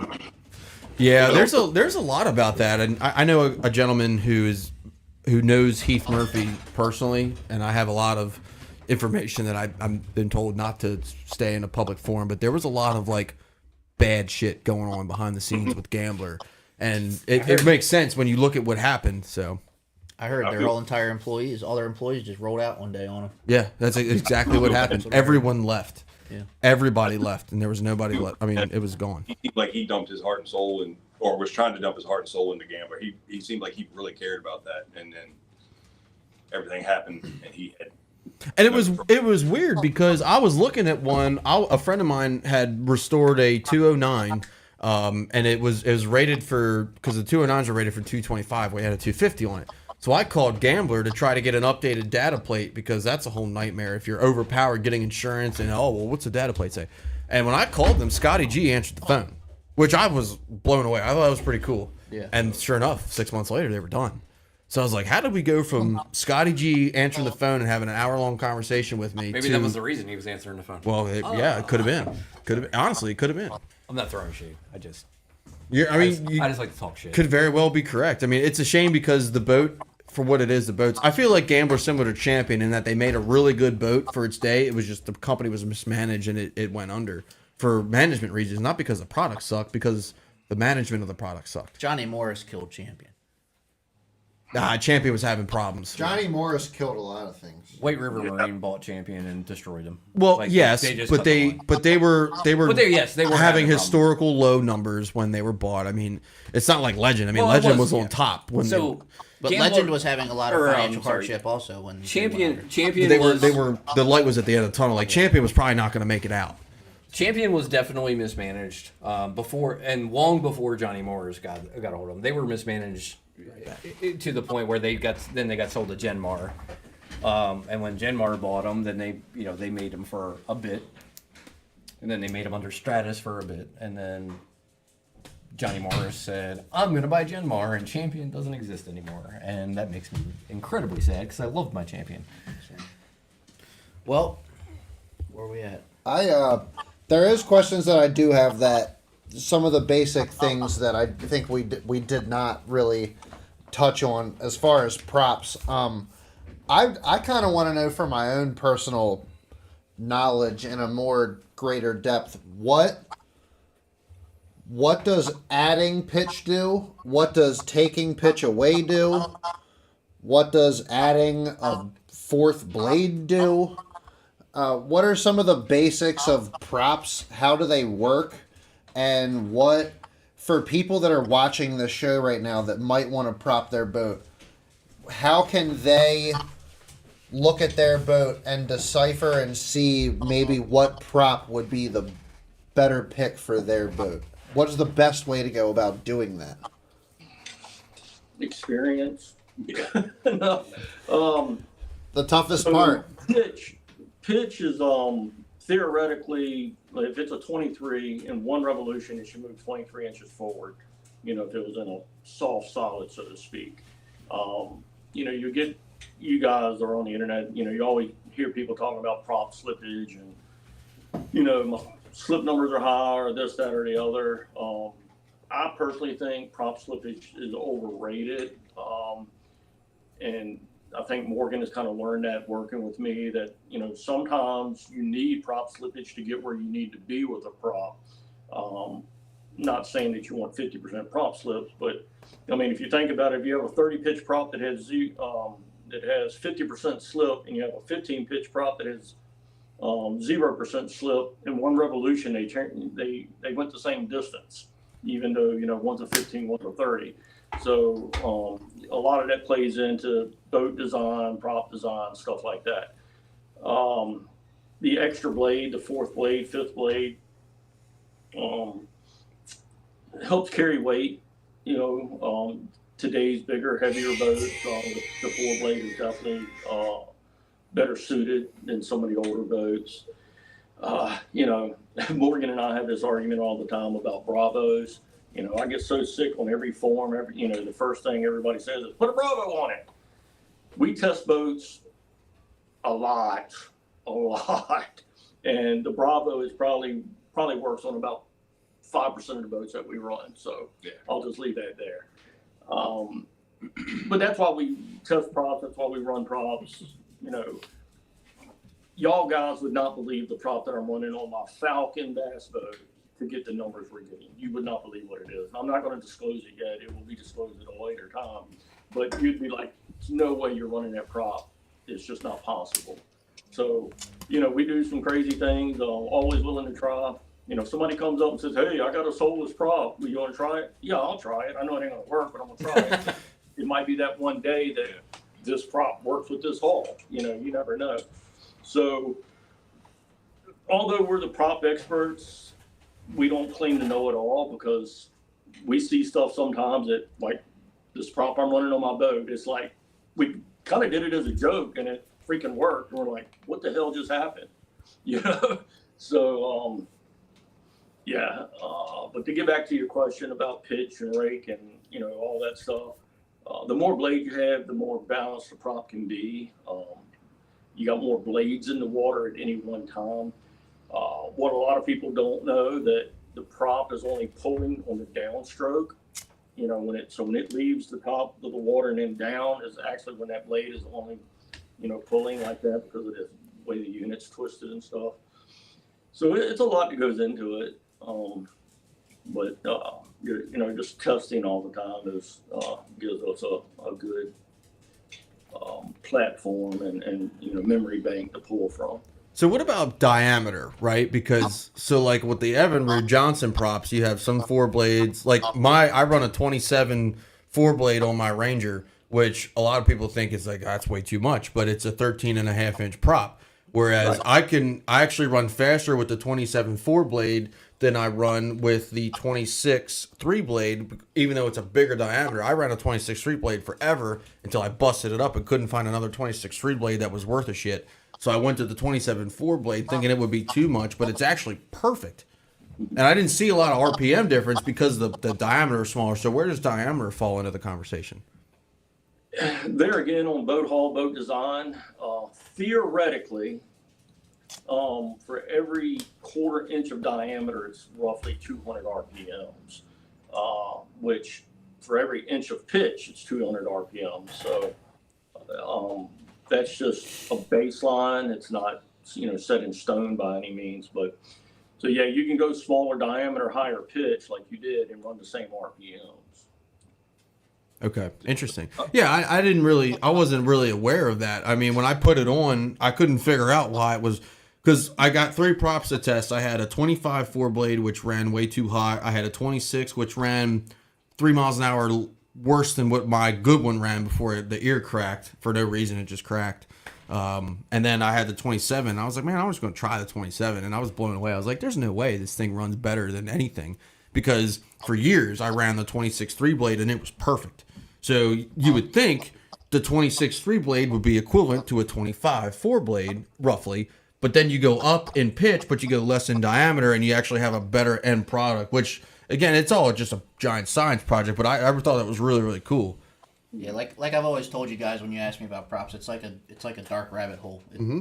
What's going to run great on my boat could go to Paul's It's ZX going to cost you a lot of money.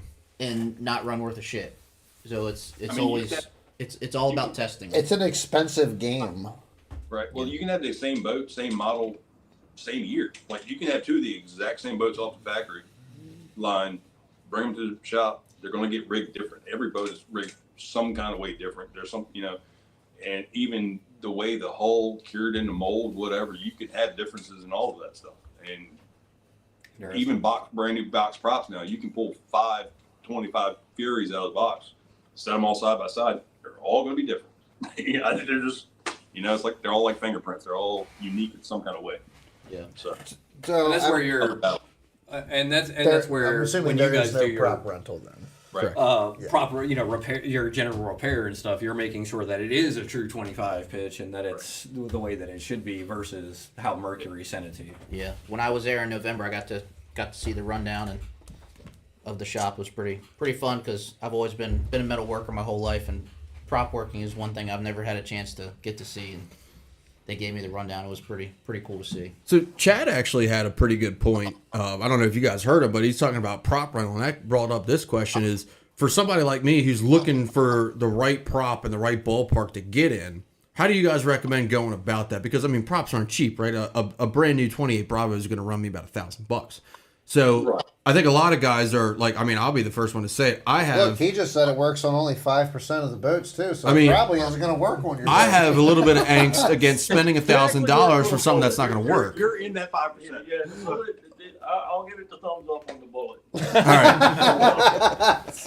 But the thing of it is like for guys that are trying to figure out their setup, what's your recommendation in terms of like looking for a prop? Should you start with like a used prop on eBay and then buy a new one? Right. So hopefully you have a baseline prop that's in good shape.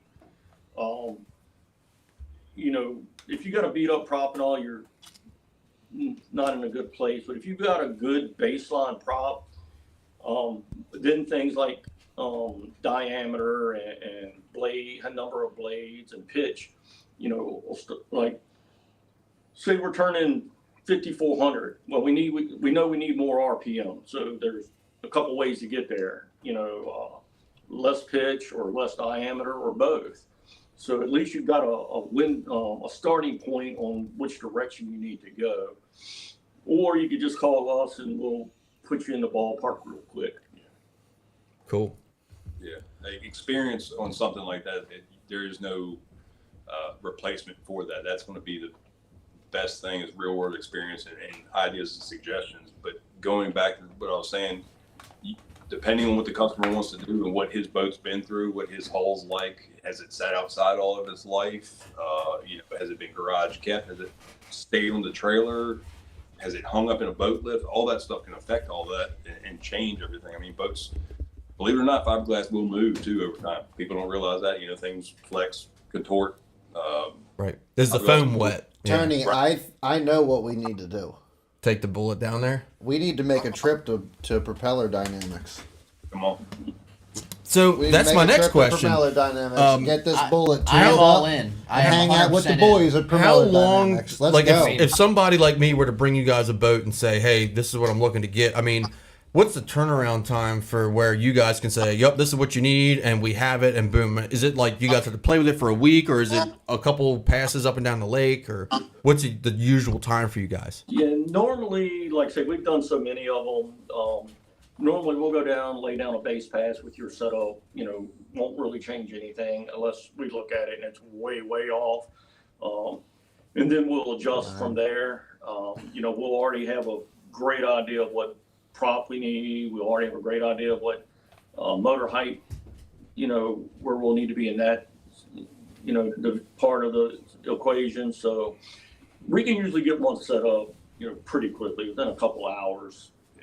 Do you guys have a usual, and forgive me if you can't answer this, but what's your usual rate for just like, hey, we took your boat out, we got your setup, this is what you need to do, this is like, what's it usually cost a customer to get something like that done? Because I mean, we're eliminating countless hours for a novice like us to figure that out. Yeah, I'm pretty sick and tired of my boat. You can have it. We got a bullet right here for you, ready. Come on. Brand new XST, you can have it. I'll trade you boat for boat. Nah, I don't know. You can buy the trailer if you trade it up. We'll take your boat in on trade for the powerful move you're going to put on the bullet.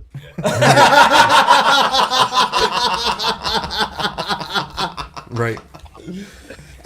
Everybody I talk to insults my boat. I'm going to sell it. I mean, This is the 19AP. No, it's just funny because I remember when we talked to Andy, and the first thing he did, he was like, Junk. He was like, it's junk. I would sell it. I was like, right on. Yeah. The problem is, about the time you get it to run right, your transmission's going to crack. Yeah. Exactly. That is legitimate. That is really the whole point. Like, by the time you get it running 55, 60 miles an hour, you're going to hit a wave and you're going to freaking crack it somewhere. So I have a personal question about my own boat. Like, I bought a brand new ZXR 20 this year, and I can get 70 miles an hour tournament load with a partner. Basically, it's just Is that about 48, is so that it about doesn't what crack. you're seeing with those, or is there some room I can improve there With a tune. without a tune? Because unfortunately, I can't tune because of some You're tournaments. running a couple mile an hour. You're in that ball, 68 to 70 normal. We've seen a couple push the 72 mile an hour mark, but But they're light. yeah. So I'm okay. So I'm right there. So I don't need Yeah, to. you're right. I don't need Now to you're change it. going to be faster than the FXR. The FXR is even slower than that. So Good thing I didn't get one of them. Yeah, right. It's the more expensive haul, isn't it? Yeah, the Yes. FXR's got loaded with all the options and stuff. Gotcha, yeah. I mean, Yeah, but you skeeter guys kill me. How many dots you showing? How many dots are you showing? Eight dots. oh god, I'm glad I'm not one of those. You must guys. get on the Skeeter Facebook page. How many dots should I have showing? My boat only runs 67. Yeah. 7.3. I mean, I own a Skeeter, and those guys get on my nerves. So. Yeah, I can't take those Facebook pages, especially for Skeeter. Them guys they give me a headache. I always ask them what side of the plate they're looking at because it's usually not the same amount of. Now that's quality right there. Right. Speaking of plates, what would you guys recommend as the best jack plate out there? Bob's. Thank you. Yeah, I agree. I've said ran it all these years. Yeah. I ran a Bob's on the Ranger, and it's been a great jack plate. Now, 90% of the time, it's absolutely buried because that's the only way I get bow lift. But Yeah. it definitely is nice. If you look at the engineering standpoint of a Bob's compared to an Atlas, it's God, it's your hands Bob- down. The Bob's is way And they're better. more affordable. Your Bob's looks These are the kind of Bobs, I'd say. Bob's is more affordable than Atlas? Yes, hands down. I believe it is because when I bought one for my No shit. TZX 200, I priced the both of them out, and the Bob's was more affordable. It's like a $300 difference for a comparable size and hydraulic. I wish and all my that stuff. Skeeter would come with a Bob's. I I mean, should just go looking with at I should go with like a Bob's 8-inch. like just looking No. at your Bob's and my Skeeter, like the 4-inch. I quality don't know. difference between I'll them let them is- decide. Yeah, I have an the Atlas. Bob's just I have an looks like Atlas built on so my much better. FX, and I cannot wait till it fails because I'm going to put a Bob's right back on it. It was because I had a Bob's on my ZX 200 before this, and that thing never Yeah, skipped a that- beat. I mean, never Well, skipped a beat. One time I did. One time it did because I ran it all the way up and left, just kept my finger on the button because I was going through some real skinny stuff where you And, just like, want to, locked it up. and it locked up in the all the way up position. But it was just a simple I remember release of the that. set screw. Yeah, That shit would not come down. It would not dude. go down. We were in the parking lot for a while trying to mess with Yeah. that thing. but this Atlas that I have is, I mean, the Atlas is decent. I think over time they don't age well. The design works for a little bit, and I think there's just too many moving parts, and that I'm just coming from a design standpoint. I don't think it's there. Well, the Rams aren't fully supported all the way around either. Right. I don't Yeah. understand that. Yeah, that doesn't really make sense from an engineering standpoint to me. I mean, I have it. I'm gonna run it, but Yeah. Like I said, as soon as this Atlas takes a dump on me, or you know what, the next time the relay takes a crap on me, I'm just gonna get tired of it. I'm gonna buy a Bob's because I keep an extra relay in the boat. What's the setback? instead of on it? replacing the $10 Mine's a part, 12. I'm gonna Okay. Yeah, I need I have a rapid jack on the bullet. It's like the old school manual. It's not bad, but I mean it definitely a hydraulic jack plate's in my future. I don't know how close it is, but it's in my future, and it will be a Bob's. just do it. Paul You look brings up a at good this. point. Look, you bought it. You bought a remanufactured Quest, so you saved $1,000 there. Just buy a jack plate. I mean, I'll give you a great deal. Not on wrong mine. about that. Yeah, but I give you need a great deal. But I need 14-inch setback. You can put 2-inch I spacers was on say it. Bob's just released a 16-inch now. I saw that too. Do that. There you go. Yeah, that's gonna What work the well. freaking 16-inch setback? Yeah, Yeah. That's crazy. That's good. That's gonna work well. on Them the bullets and gamblers and stuff like that. They And like like- all that setback. You I saved can't believe they're strong enough they don't just freaking snap. Nah, you'd be surprised. It's They wild. got some strength to them. like I Quality said, code. you saved Yeah. $1,000 on the Quest. So Donnie Clark jack plate. Donnie Clark has a question. It's getting back to mine, but going back because I think we all jumped in, but We are getting a little bit late, yeah. too. So the cost, if someone brings you guys a boat and says, "Hey, tell me what I need to do for setup," what's the normal cost for something like that? If you can answer that. Yeah, river testing setup usually runs somewhere in the 4 to 450 range for us to do it. You know, hydraulic plates make our life a lot easier, obviously. You know, when we have to go down there and manually change a rapid jack or, you know, Slide some of us- master or something like that. Slide master, you know, it does take longer. We have to take more tools with us, stuff like that. But like I say, we can normally get one dialed in pretty quickly, you know, within an hour or two. That's pretty good. I mean, when you consider the amount of hours it's going to take an average guy without nearly the amount of experience that you guys have to do that, that's pretty damn nice. Yeah. Well, the other thing too with the average guy is we don't have access to those props to test out. Yes.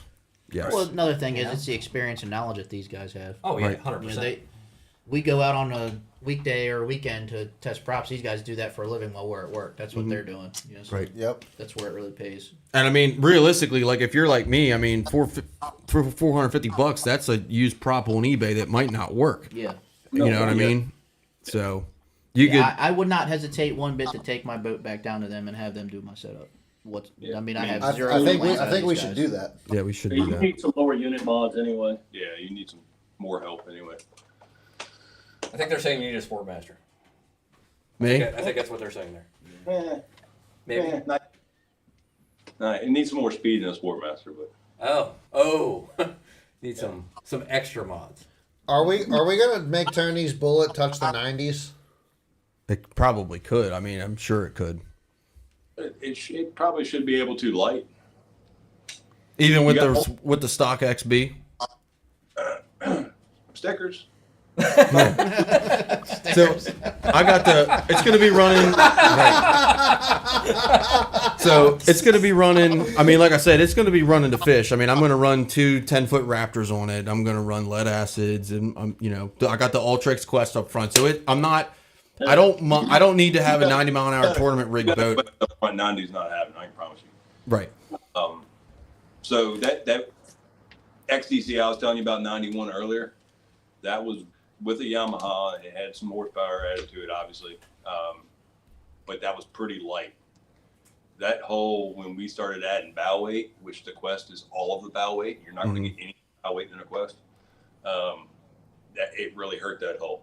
So if you have an XDC, you really need to try to keep as much weight back as at all possible.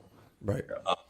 Don't get us wrong, we love the Quest. It's a badass trolling motor, but It's heavy. not Yeah. for Oh, I've had to pull mine off twice. That thing's heavy. yeah.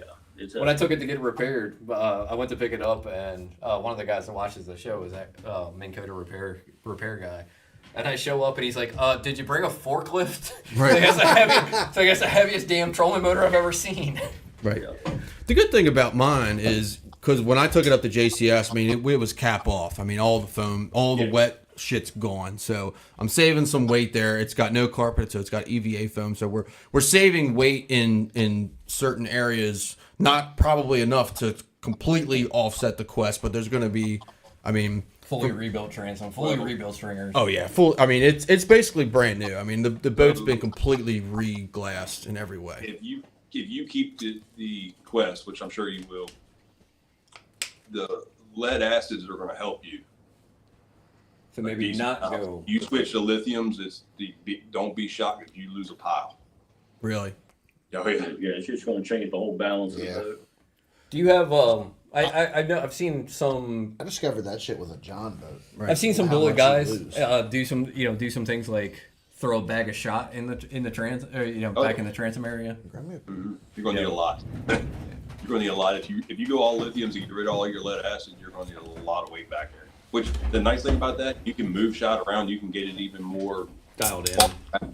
You can get balanced and everything, which is nice. But it's going to hurt. I'm just going to leave it at that. It's going to hurt when you go lithium, unless you add to the boat. And I'm not 'cause, married to the idea of going lithium either. I'm going to run lead acid for quite a while. I don't know, man. I've run lead acid I love forever. the lithiums. It's hard to beat, dude. It's really hard to beat a lithium. Yeah, it is. I mean, he's now though 5. Yeah. He's on 5 F20 without even charging. We're trying to run them down. Yeah, 'cause every once in a while you should do a deep discharge on your lithiums. So I've been trying to kill mine the last 5 trips and still haven't done it. Yeah. Do you have the power pole charge or something like that on there too? No. we can always add sandbags into the bullet too No. when we go to the races. Yeah, lead bags. You're gonna Lead need bags. more weight than sand. I So have what, lead plates. I have an entire gym in my house. Just add lead So plates. What is it? The Tiki Lee's The Tiki Lee shootout. Yeah. Where our goal is to take his bullet and win the Tiki Lee shootout in the. I guess They have I think a- it's they have a single. I think it's a single single outboard. outboard. They have a division. fishing boat category now Oh, at Tiki Lee's, yeah. from what I understand. Nice. So we want to win that. You guys want to come? You guys want to come drink some beers and do some shootouts? Let's go. Chad, you gotta stop telling these Yeah, guys because about this. well, I know, John. right? Even John was like, "Okay, I might even Yeah, make the trip." so bro." our buddy at Like, JCS Marine's probably bringing the 250-ish 20cc bullet down, so I'm already screwed. I guess I'm fighting for third place if these guys come now. Look it up if you guys are really interested. That Tiki Lee shootout that they do is a really serious thing. I mean, there's There's a lot of big money boats that go to money boats it's a massive shootout. It's huge. Travis Pastrana and shit's here every year. Where they have it? It's in Middle that. River. It's in Middle River. It's up our way. Up top of the bay. Yeah. So a little bit of a haul for you guys, but not too bad. That's like, what, 3-4 hours. The crowd is They The like crowd to, is they like to big. party. If you like bikinis and beers, I'm not into boat it's the races, place but to I would be. imagine that it's one of the bigger boat races of the year probably one of the biggest ones in the area. in this area for sure. Yeah. So do y'all just do like top speed runs, or you actually drag racing? Nah, it's a top speed run. They don't do any drag racing. They do. I can't remember how long the stretch is, but I'm trying to remember. Is it 3/4 of a mile? They get. Should be. I think it's about right. 3/4. I think he gets a top speed run in 3/4 of a mile. That's not very far for a boat. But you get like a running start. It's not from a dead stop. Yeah, it's a measured 3/4 Measured mile. 3/4 Yeah. mile. Yeah. Our buddy John Hansen with Mobile Auto Services and the Boat Pros, he won it last year in his Bass Cat at like 70, 75, 76. High 70s. Yeah, the high 70s. You see that look? Look. You guys stay home. We're gonna take it in 25. You guys come up in 26. Yeah, Okay? Look, I got spare bedrooms at my house. Okay, y'all are more than welcome to come. Look, you even got a place to stay. Yeah, Tony, you're screwed. Hey, we're down to Right. run. We're down to run. Tony, we're gonna put nitrous on your boat. We're not gonna tell anybody about it. It's gonna drill out the exhaust on it. We'll know. Yeah, we'll know. Everybody will know. All good. Well, guys, what are we looking at time wise here? Yep. Yep. We Coming are up about on that that time. Fellas, we can't thank you enough for coming on here, and it was definitely kind of last second that we reached out to you. So thank you for coming on, talking to us. Really enjoyed the show. Very, very educational and information packed. I don't really know what else to do to my boat other than try to lower the damn motor more and bring it down to Sell you it. guys and see what we can do. Or that. Come on down. Yeah, bring it on down. It's got to be something weird if this one's slower than the other one. I mean, it's something. Well, it's faster. Not Just- much. Not much. Yeah, not much. Yeah. We'll run the Ranger down there and bring the Bullet down there at the same time. We'll spend some time down there. We'll hang out. We'll have a good time. We'll hit So- Lake Anna on the way back. Yeah, Yep. we still got a little bit of dialing in to do on mine too, so we'll probably just bring them all down. Bring Right. them all. Make it a party. I'm Right. down. You It's said party. always a party, brother. Right. All right, fellas. You guys have a great night. Thank you so much for joining. Thanks, guys. Appreciate Thanks, it, guys. man. Good seeing you. See ya. See ya. All right. See ya. All right, y'all. What a wealth of knowledge. Yeah, right that was there. fun, man. That was cool. crazy. I mean, Very those- cool. Those guys are The awesome. knowledge that those guys have and how humble they are, just really. Yeah. I feel like obviously like we're always on a time crunch, and we're more than grateful for them giving us 2 hours of their time to come on here and talk. But I hour feel and a like half. hour and a half. Well, we had some technical difficulties. We did have some technical differences, but there was so much more. Yeah. You know what I mean? Like there was so much more to give, so much more knowledge. So can't thank them enough for coming on. And I think going up to JCS Marine and seeing them hanging out is going to be great. Come down here, play with the Bullet a little bit. And then take it down. Yeah. Maybe head down to Prop Dynamics. Guys, if and- any of you local guys want to have your prop worked, do not think twice. So Little to send it John to says those you guys. start from 50. Okay. Cool. Yeah, do not hesitate. Make do sure not- you guys do not go to their question. Facebook page, post it up here in the comments. Propeller Dynamics. Go to Propeller Dynamics Facebook page. If you guys ever have any questions or you guys, any work you guys need, Propeller Dynamics. Check those guys out. They gave us an hour and a half, 2 hours of their time tonight come to explain some boat setups and some propellers. And the amount of knowledge is just absolutely insane. And Are you ready? Are you trying to get out of here? Because what have you been up to? I haven't seen you in a while. Man, I have not fished as much this year as I'd like to. Unfortunately, life happens. Fucking bitches and getting money. Yeah, right. Work, and then this key bridge thing falls down, so it's a little bit tougher to get out. Right. Jeez, man. Yeah. Fish. Yeah, for sure. But now you got a good excuse to go fish the Potomac. Yeah, I did. You know how many What times do I you- fished it this year? 0. Twice? 0. Okay. It wasn't I- twice then. Really enjoyed fishing the Potomac this year. Yeah. What happened? We were supposed to go fish the Potomac one day. We were supposed to one day, and I don't. Something I can't. I think the wind was blowing like 40 miles an hour or something. Jim, you're Like it welcome. does. You deserve those shirts, brother. Definitely send some pictures with those Bass and Beer Radio shirts with some of those freaking fat bass you're catching down there. Yeah, just haven't been able to fish much this year. I really don't think I put 20 hours on my boat this year, which for me is pretty unusual. I mean, I only put like 65 on mine.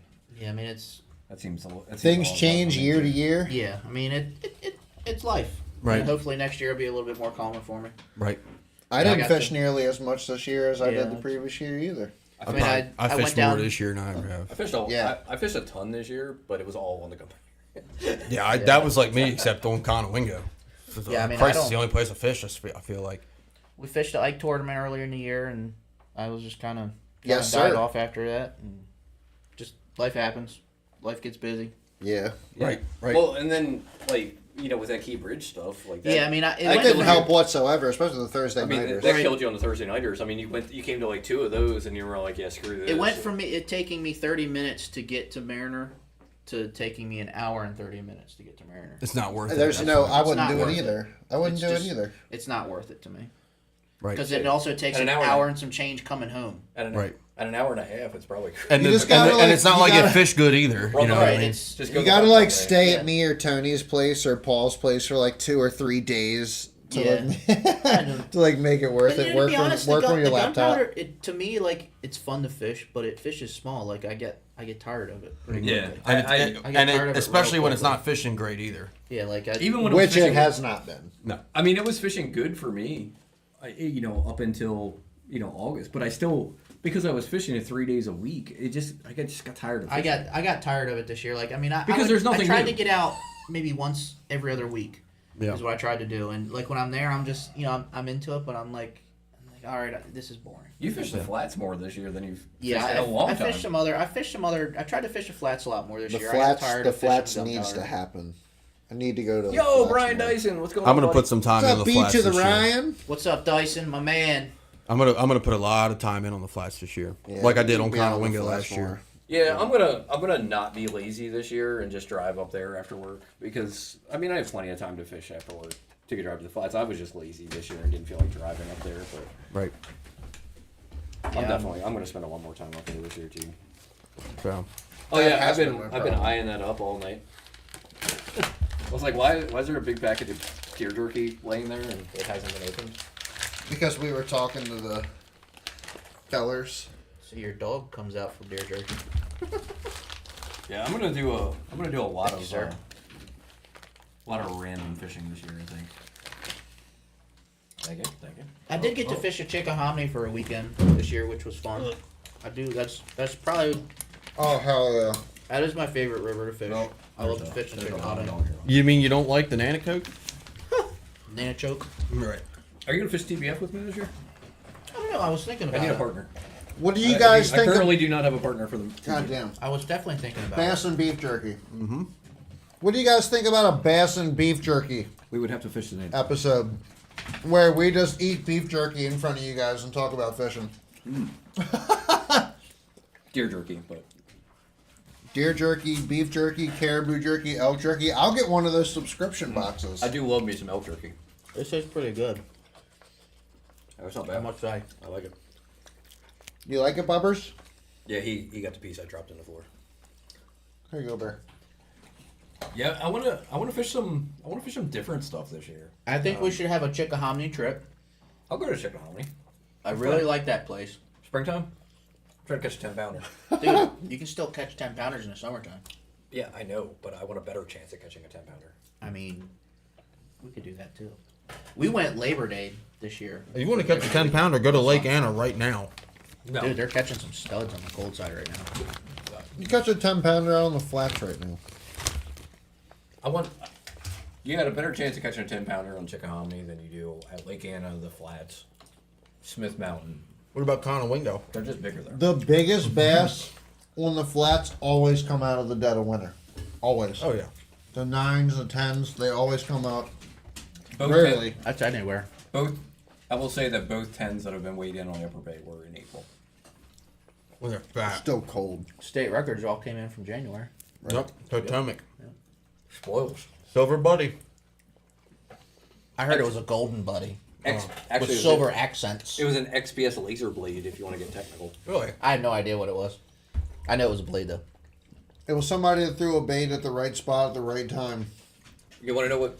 So, they actually broke ice to get to be able to cast to the spot where they caught that fish. Really? Yeah. I mean, I broke ice on northern Upper Potomac in DC They backed. So all the time. they turned their boat around. Wait, the area that they wanted to fish near this one spot was iced over, like skim ice. Turned the boat around, backed the boat up with the trolling motor to break up all the ice in it so that they could fish the area. Worth it. I remember back in the day we used to launch at Gravely Point by the airport, and it would be iced over all the way until you get to pretty much where To the the river, Anacostia dumps in. Yeah. You would literally have to just like idle through it and just crunch through the ice, and then it would finally open up. And hope it doesn't get thicker. Yeah. Just run your boat up on top of it. There's a couple times where the boat starts lifting up and lifts up, and then it finally cracks through. I'm like, oh yes. We should do some hairy John stuff in did that catch boat. a big ass fish a couple weeks ago. Yeah, there's some. You can always get some big fish this time of year. But They start slipping. you get in the. I would say your best chance is still in that pre-spawn period. Yeah. The pre-spawn, Yeah, April. yeah.